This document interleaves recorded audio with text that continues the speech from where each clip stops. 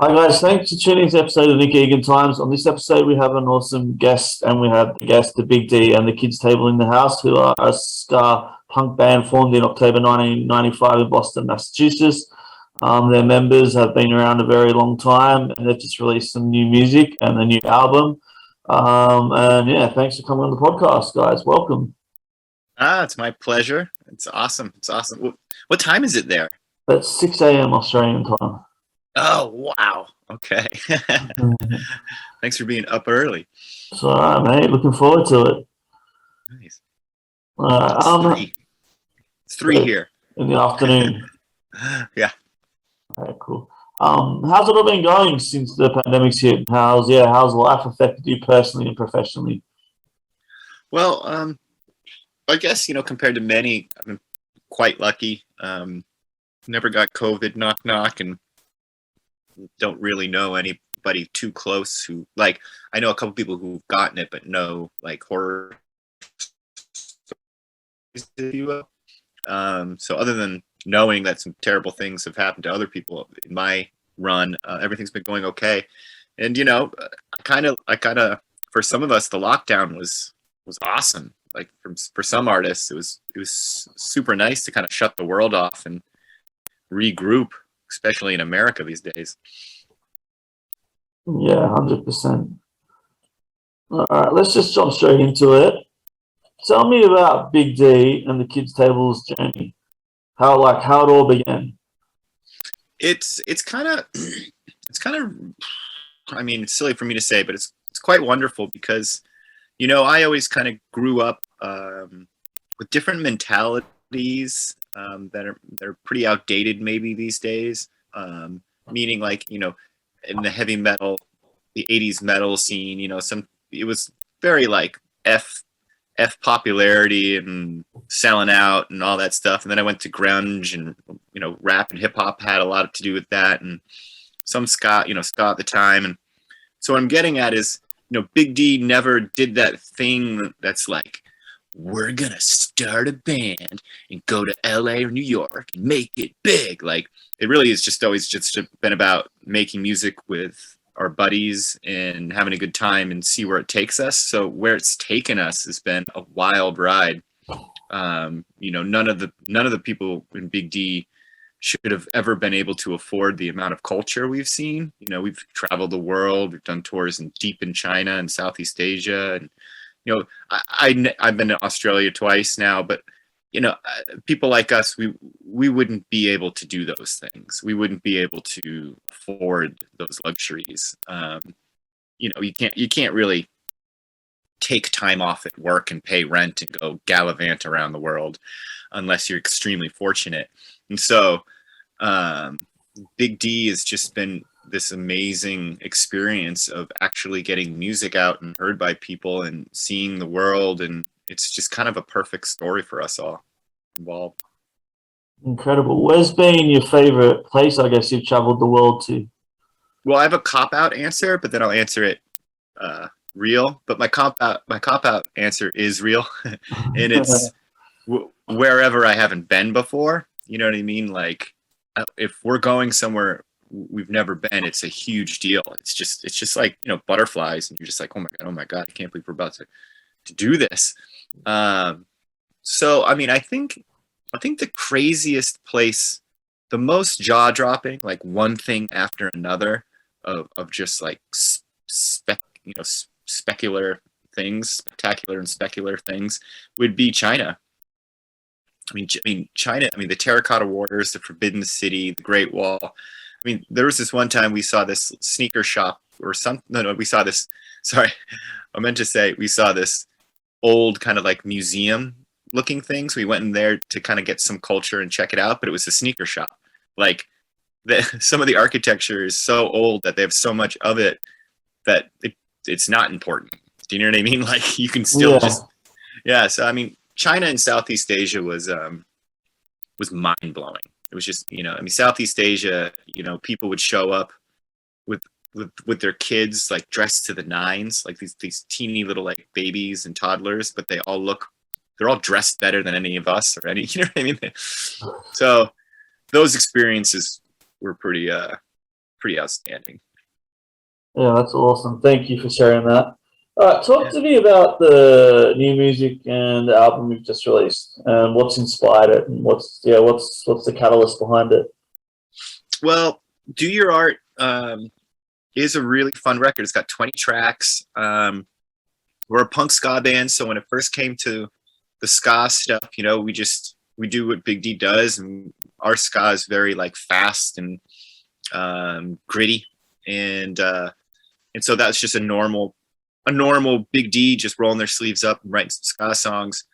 But then when it came to the punk element of the band, I kind of had a backup because, you know, we've done a lot of songs, trying to convey a message, but these days it's starting, punk messages are almost coming off like Facebook arguments or online arguments, meaning like saying what you believe in with power.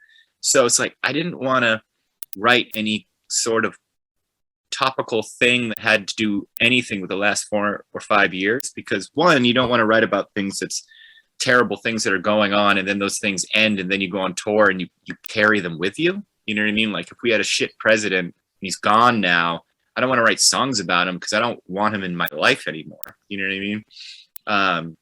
And so, so when it came to the punk songs, we didn't want anything to do with certain things, and we didn't want to just sound like a Facebook argument. But we still like playing the music, So I kind of went back to like punk, like the Dead Milkmen and the Groovy Ghoulies, and even like the Ramones, where you can still have a fun song, but that's punk, but you don't have to put your finger and have it be about politics this round. And band's been around for so long that I've said my piece in a lot of political, if you want to, humanitarian topics. And if you say it once, you don't have to say it like, this is that song version 2. You know what I mean? Like, I eloquently said it the first time. So I think when it came to the punk stuff, we just wanted to make sure that our listeners didn't have to turn on an argument. They could at least enjoy punk without going, yeah, I know the world sucks, I can't listen to it again. So that's kind of like where we came from. And then the album title, Do Your Art, comes from, being around other musicians and slowly realizing like a lot of the musicians that you're around are kind of from fortunate families and connected families. Like they might know someone in the industry, or their parents make a lot of money between their jobs. And so you start to kind of realize that like, oh, the deck is stacked. I get it. And then I see back home and around the world, really talented musicians and artists like hang up their suits and hang up their paintbrushes and hang up their guitars because they think they're not good enough, as artists. And you start to go like, no. You are good enough. It's just that the deck is stacked. It's people are born on third base and they're going to get it before you.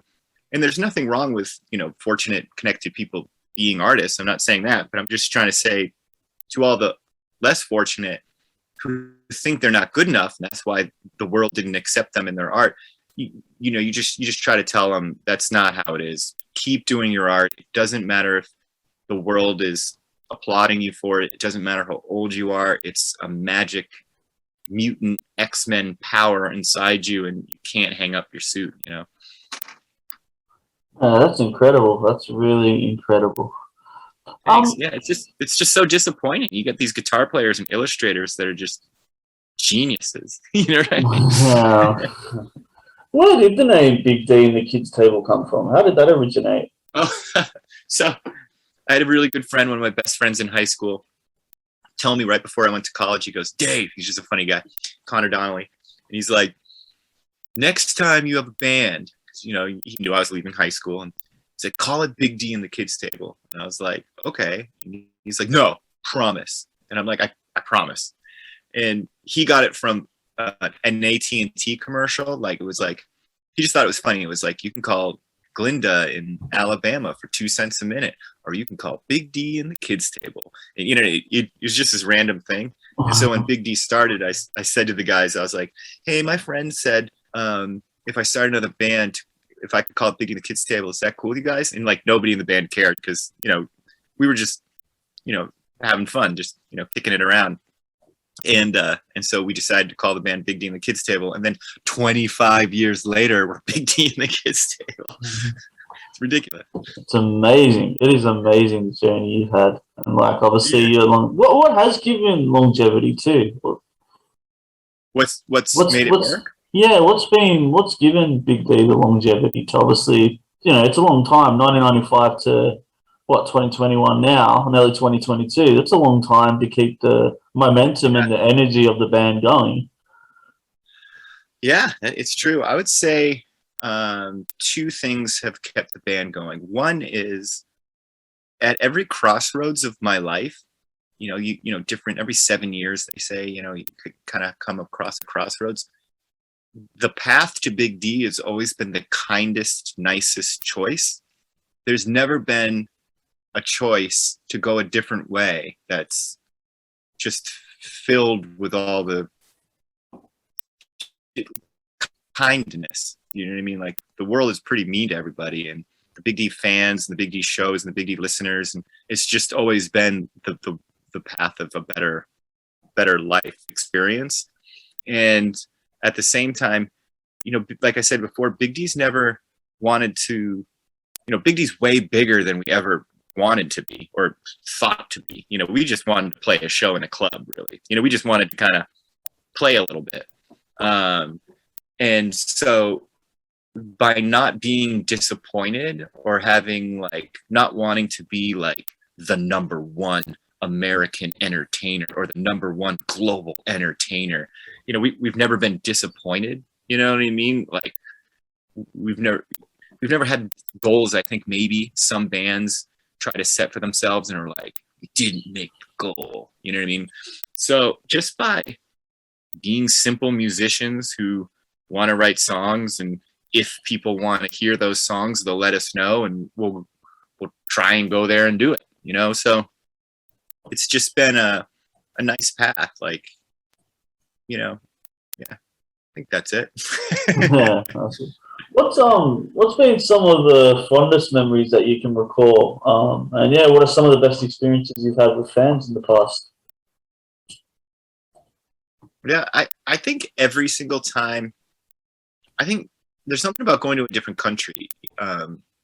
You know, going to England, going to London, right? Because, you know, London has such a music history, you know, and playing like a show in London and having people that, you know, let me get like really dumb American on this one. Like you watch all these like cool English movies from Guy Ritchie, right? So you're like, England's so awesome, London's so cool, right? And then you go there and you think, you know, that they're going to be like the popular girl in high school and you're going to be the freshman and there won't be any conversation. But then suddenly like people will start talking to you and you're like, wow, you know, can't believe these people are talking to me and in liking the band. You know what I mean? So whenever you go to a different country and people, you know what artistically what you've been doing, it's just mind blowing. But one of the weirdest things, one of the luckiest things I ever did was got married, and then my wife and I went to the Isle of Skye in Scotland. It's in Northern Ireland, and it was really hard to get there. We were pretty tired, and we got to this pub, and she said, "I'm gonna use the washroom. I'll be right back." And I said, "All right," and I'll get us some pints. We haven't talked to anybody yet in the Isle of Skye, and I ordered 2 pints, and the bartender goes, "You're David McQueen of Big D and the Kids Table, aren't you?" And you have to understand, like, that's where my like ancestors are from, the Isle of Skye. And so when I told my uncle and I told my dad, you know, I'm going there, it was a big, you know, like big deal in the family. And so the fact that someone said my name there was, it's because of the band, you know, was just exciting. You know, it was like a nice family bookends, or something to that effect, you know. Yeah, that's incredible. And then one other thing is when people get tattoos, you know, when people get like lyric tattoos, that is just like a ridiculous honor. You know, I mean, that's like one of the highest honors. Yeah, it is. You know, they're giving space. You know. Yeah. Oh, it's like, Mom, what does that mean?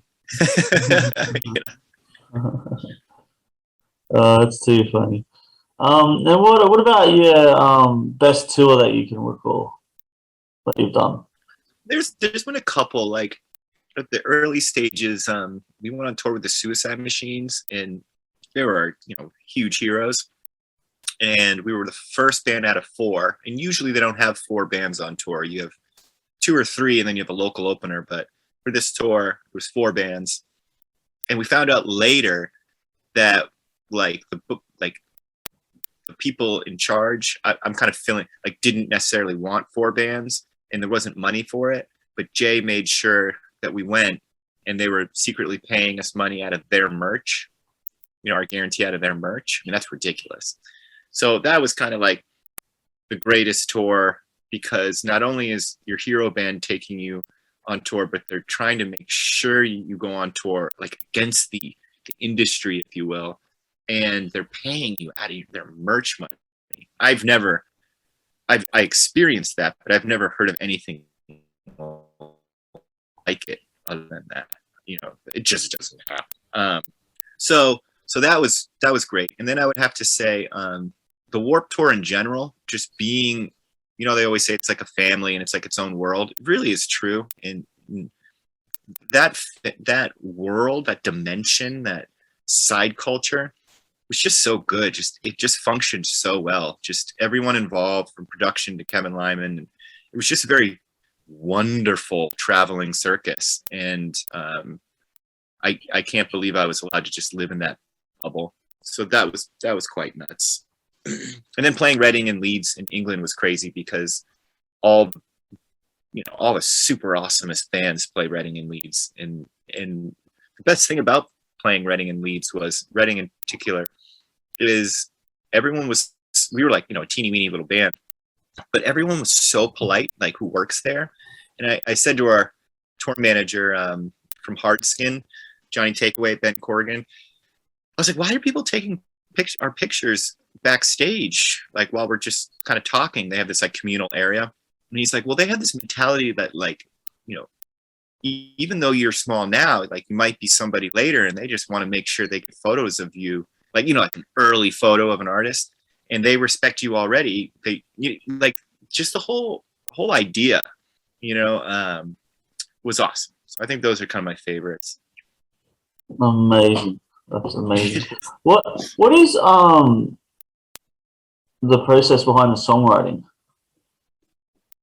Well, fundamentally, some people can stop playing music. Some people can go like, oh, all right, I can turn it off. I'll just kind of noodle. But then some people are like really, truly addicted to it. Like I've kind of figured out within the last kind of 5 years, no matter what I say, even if I'm like, I can't stop. Like it's like a problem.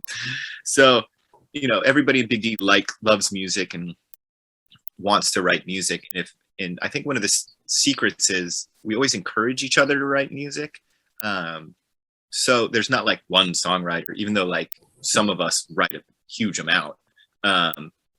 It's not one of those bands that's like, I write the songs, we'll be like, you can do it. You can do it. Like we try to nurture each other's ideas. So I think it's just a safe place where, you can experiment and challenge each other and try to impress each other, being used in a good way. We don't really write, like I was saying earlier, we don't like write for fame and glory. We write to kind of just make each other go like, yeah, So yeah, I try to keep it the way, some of the best times in music is when you're like 17 years old or 16 years old, before you can even like drive around in the States, and you're just kind of like with your buddies. Maybe it's like some sort of sleepover or something, and you just talk about music and you play records. And I always just try to keep it like that. We always try to keep it more like we're fans of music, writing music, rather than we're in a band. You know what I mean? Yeah, for sure. Big D doesn't ever really. Big D has we don't realize we're in a band, really. That's cool. What's the best advice you've ever received? Ooh, that's fun. That's great. There's a couple. I'll do the music ones. because just thinking about him. Joe Gittleman from the Bosstones once said, your listeners will gladly wait for the right record than to get the wrong record sooner. Nice. Like, don't rush yourself, Yeah. And then, oddly enough, Nate Albert, former guitar player who still plays with them every once in a while, of the Bosstones, once said something like, if you want somebody to write about your band, you have to give them something to write about. You know what I mean? Like, yeah. Like, you can't just be like, I got a new record. It's like, cool, bro. We all got new records. You know what I mean? You have to help them out. You know what I mean? But those are like music questions. Music advice. I can't really pinpoint any certain quote, but referring to Johnny Takeaway, Ben Corrigan of the UK band Hardskin, his just demeanor is just something that I always kind of observe and try to be like, just his way of just living. And one of our other tour managers, Thompson, two different tour managers, or Van Drive, how they do it. When you get older, you don't really like look up to many people as much than when you're younger. But I try to model yourself a little bit if you can after them.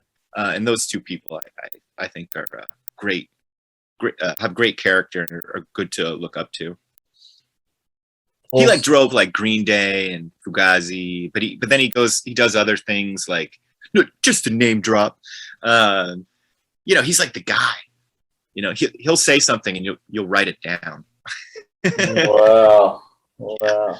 Pretty cool. What are your passions and hobbies outside of music? Well, my life is kind of constructed in a way where some of my hobbies always have to do with survival, just surviving. So I like to, fix the house that I live in. It sounds boring, but I like carpentry. Like, if I could do a matrix download of skill, if I couldn't be a musician, I'd want to be like an outstanding carpenter.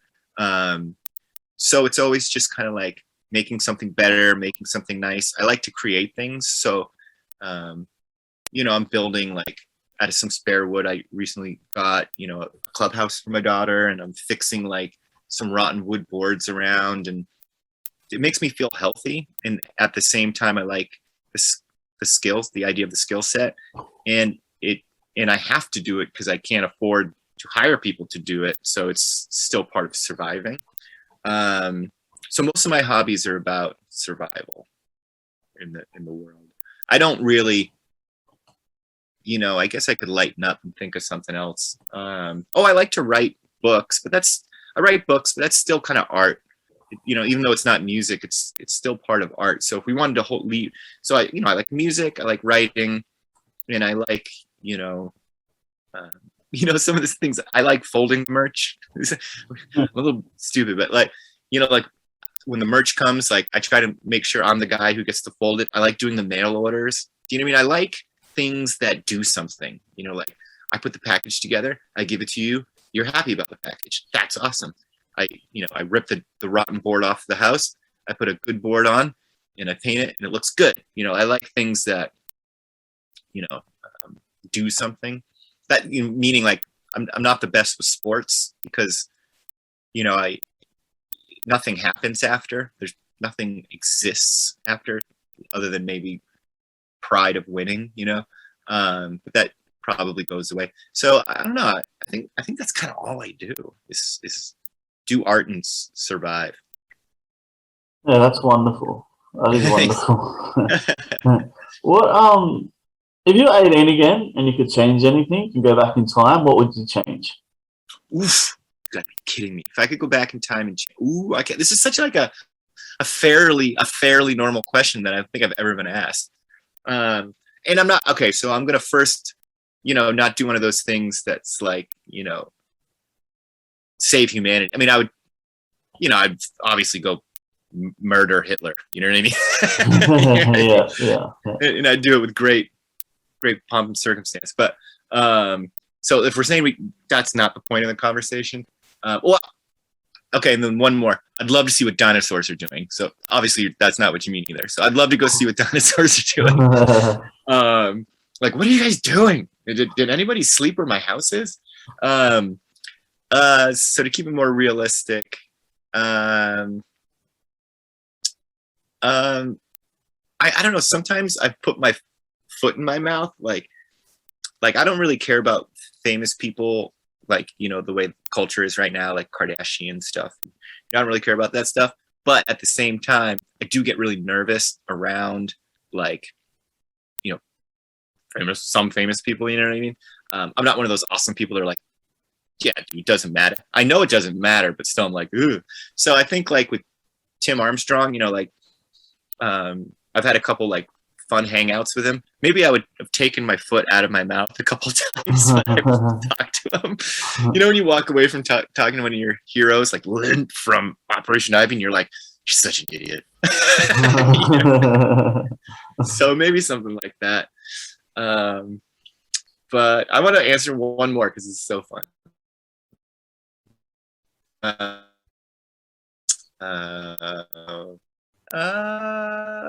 No, that's probably it. Dinosaurs, Hitler, and not making a fool of yourself in front of him. Oh, that's great. And thank you for sharing those insights. That's amazing in your answer. I love the third one too. That's great. Yeah. Yeah, David, thanks for coming on the podcast. I do appreciate it. You know, the music you've done and, you know, over the years, it's been amazing, and the journey. Yeah, looking forward to listening to the new music and where you're going in the future. Oh, well, thank you so much. And can I say some clumsy Australian things? Go for it. I love Pie Face. You know that chain pie shops, yeah. Yeah. It's such, I love those kinds of pies, small pies, you know, like, and we don't get them. We don't have that store here. So I love that. And my whole time, the 2 times I've been in Australia, were just so fun. I mean, it's so frustrating how far away it is. You know, right? Yeah, man, it is. But I just love it. I love it there. It's just been so great. And we have some really, really, really, really kind friends. You know, obviously other than the resonators, but really, really nice friends there that I hope to get back and see. Yeah, you have to come down here. We're waiting for you. So we'll have to hang. 100%. We will definitely do that. Right on. See you, mate.